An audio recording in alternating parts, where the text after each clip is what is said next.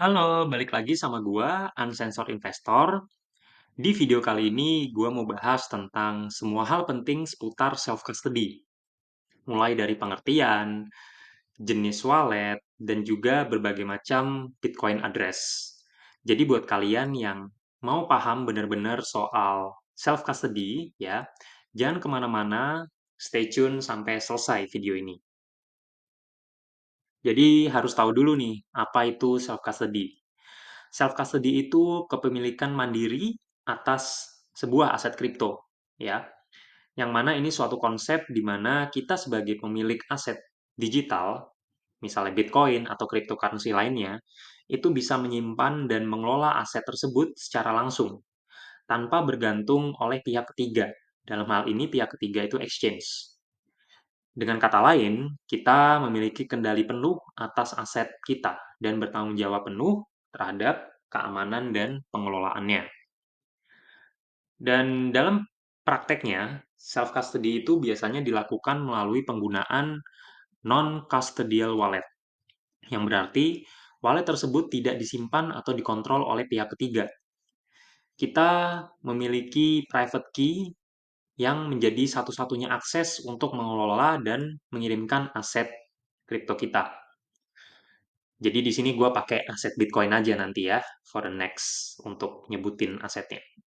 Dan menggunakan self-custody ini memberikan kita kebebasan dan kontrol penuh atas aset Bitcoin yang kita miliki.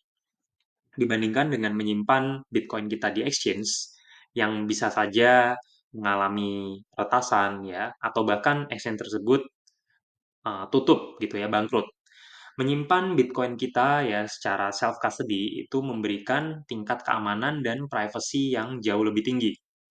Kita nggak perlu lagi bergantung oleh pihak ketiga dalam pengelolaan Bitcoin kita, sehingga resiko kehilangan aset akibat masalah eksternal itu bisa diminimalisir. Nah, ada dua jenis wallet yang umum digunakan untuk self-custody. Ada hot wallet dan juga cold wallet, yang bakal gue jelasin next ya. Oke, kita mulai dari yang kiri dulu nih, hot wallet. Jadi kenapa dinamain hot wallet? Karena wallet ini selalu terhubung ke internet. Karena terhubung ke internet, hot wallet ini lebih rentan terhadap serangan cyber atau pencurian aset digital. Kebanyakan hot wallet ini bisa digunakan tanpa biaya, bahkan gratis lah. Dan hot wallet ini memudahkan pengguna untuk melakukan transaksi kapan saja dan di mana saja.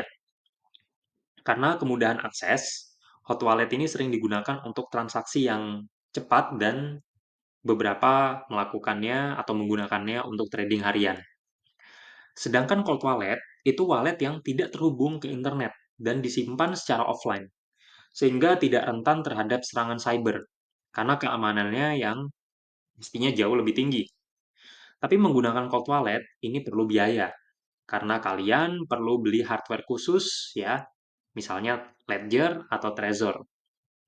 Bahkan untuk penggunaan awal, untuk setup, itu kalian memerlukan PC atau laptop. Jadi butuh effort lebih. Dan keamanan, kestabilan, dan sedikit keribetannya ini menjadikan cold wallet ini pilihan utama untuk menyimpan aset dalam jumlah besar dan jangka panjang. Pokoknya cold wallet ini nggak cocok kalau kalian jadikan Bitcoin itu untuk trading harian. Nah, ini ada brand-brand dari hot wallet maupun cold wallet, ya, supaya kalian tahu. Ada Trust Wallet dan MetaMask untuk cold wallet yang sering orang gunakan. Dan untuk cold wallet, pionirnya itu ada Trezor dan Ledger. Gue sendiri pakai Trezor, kalau kalian lihat video gue minggu lalu. Oke, kalian juga harus tahu nih, konsep custodial wallet. Jadi custodial wallet itu jenis wallet di mana aset Bitcoin kita itu diserahkan ke pihak ketiga, dalam hal ini exchange, sebagai penyedia layanan wallet. Dalam hal ini, ya, exchange yang menyimpan dan mengelola aset Bitcoin kita, itu mereka memegang private key, yang mana dengan memegang private key, itu mereka mengontrol aset kita, bukan kita yang mengontrol. Nah, kalian di sini yang udah beli Bitcoin dan masih disimpan di exchange, itu artinya kalian pakai custodial wallet. Keuntungan utama dari custodial wallet itu kemudahan dan kenyamanan dari pengguna. Kita sebagai pengguna ya, itu nggak perlu repot untuk mengelola dan menyimpan private key secara sendiri dan secara langsung. Sehingga proses transaksi itu bisa dilakukan dengan cepat dan mudah.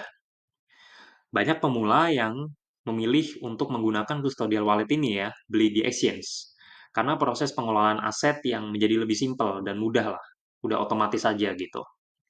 Contohnya, ada Peluang atau Indodax kalau exchange lokal. Dan ada Binance kalau exchange luar negeri. Tapi kelemahannya, kita tidak memegang private key secara langsung.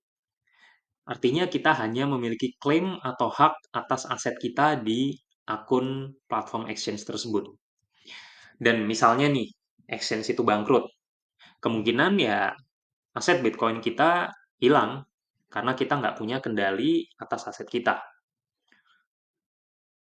Ini juga kalian harus tahu nih, paper wallet. Jadi paper wallet ini metode penyimpanan aset kripto secara offline yang berbentuk fisik. Dan ini metode lama ya, old version. Yang biasanya itu selembar kertas yang isinya informasi penting berupa public key dan private key. Ya. Dan karena paper wallet ini ya, untuk private key-nya disimpan secara offline, maka ini bisa dibilang aman dari peretasan dan atau malware. Karena kita hanya perlu kertas dan mungkin beberapa ada juga yang tulisan tangan gitu ya. Tapi ada juga pastinya resiko, yaitu kalau kertasnya hilang atau rusak atau terbakar, ya aset kita hilang selamanya. Dan di paper wallet maksud gua, seperti yang udah gue bilang, itu ada public key dan private key. Sama aja kayak cold wallet, Trezor, atau Ledger. Jadi public key itu alamat ya, address lah. Atau kalau di bank itu nomor rekening yang kita gunakan untuk menerima Bitcoin melalui sistem transfer. Ini bolehlah dibagikan ke orang lain yang mau mengirimkan Bitcoin ke kita. Sedangkan private key ini bukti kepemilikan aset Bitcoin kita dan bisa dibilang ini kayak password. Sangat penting dan harus dijaga kerahasiaannya. Kalian jangan pernah sekalipun membagikan private key ini ke orang lain. Karena siapapun yang punya private key kalian itu bisa mencuri Bitcoin kalian. Makanya gue menekankan dengan warna merah dan kata-kata tegas ya. Jangan di-share, karena kerahasiaan private key ini sangat vital untuk keamanan Bitcoin kalian. Nah, kalau kalian self-custody Bitcoin di cold wallet, misalnya Trezor atau Ledger, kalian akan mendapatkan seed phrase, yaitu sekumpulan 12-24 kata, yang mana sifatnya dari seed phrase ini sangat-sangat rahasia. Dan gue juga menekankan ya dengan highlight warna merah, jangan di-share.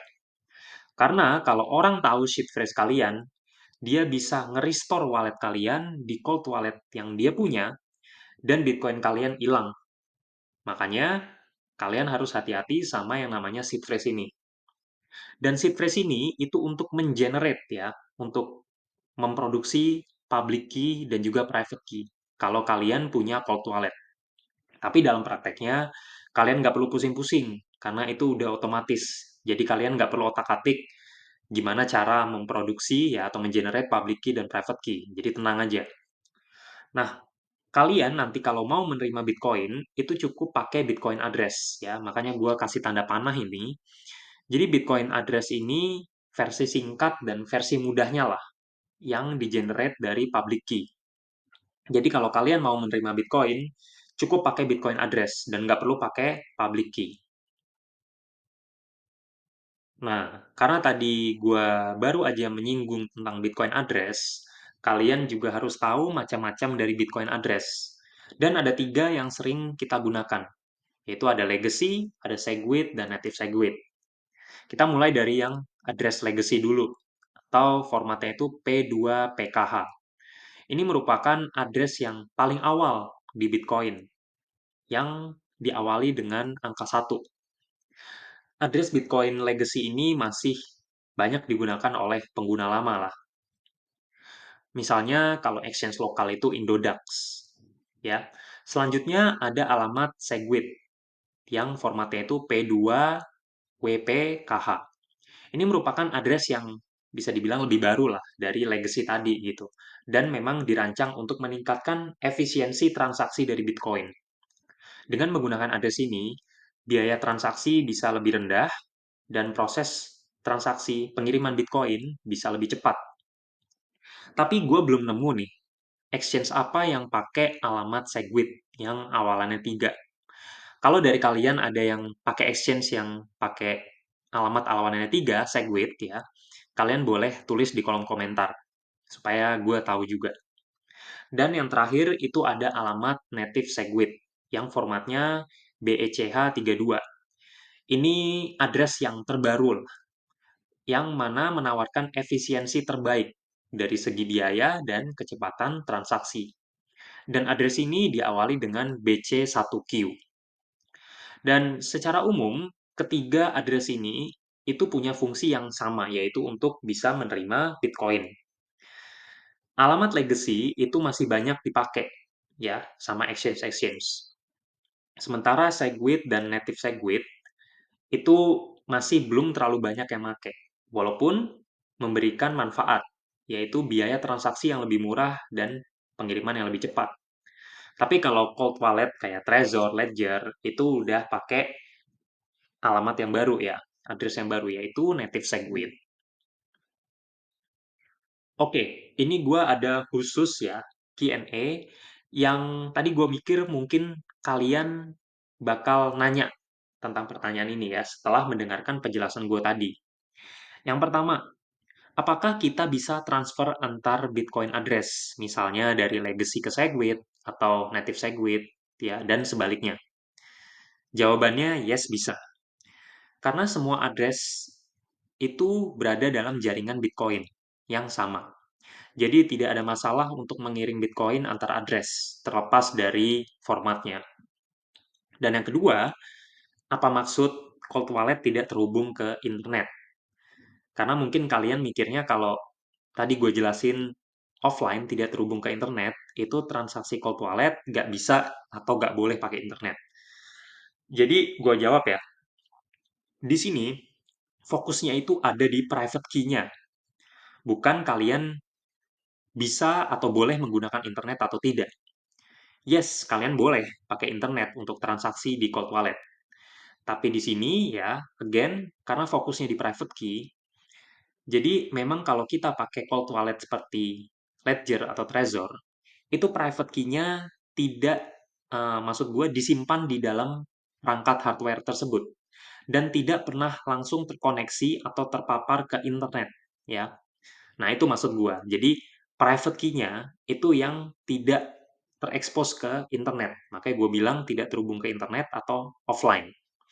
Saat kita mau melakukan transaksi, perangkat yang kita gunakan itu untuk menandatangani transaksi di dalam hardware itu sendiri.